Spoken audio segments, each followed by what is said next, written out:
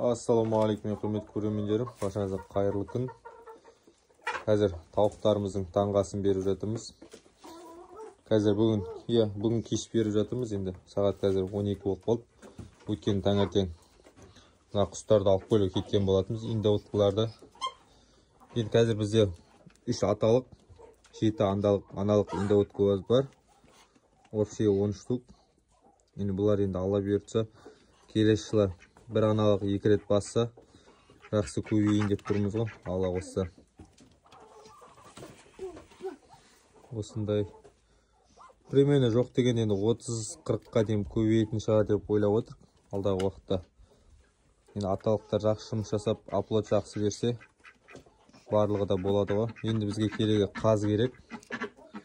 Бір 2 аналық, бір аталық қаз болса, тоже керемет болады, жақсы көбейеді оларда. Индоуткаларды енді балапан деп берді, балапан жас деп.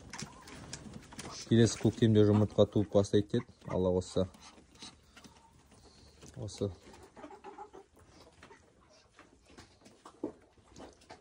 Бұйыртса, кучиндер 6 айға шығады, айдың аяғында. Мыналар 4 айға шығады ғой, кішкентайлар. Бұйыртса.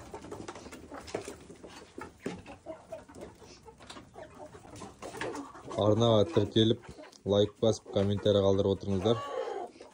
Енді бір 4000-5000 подписчик жеткізсек, барлығымыз. Алла қосса. Тиме балам.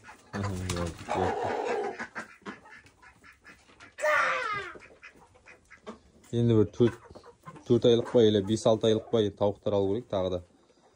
Сол кезде балапан тауықтар алсақ уже январь-февральда жұмыртқа туса, биыл ертерек жұмыртқа шығарып бастап кету керек инкубатордан.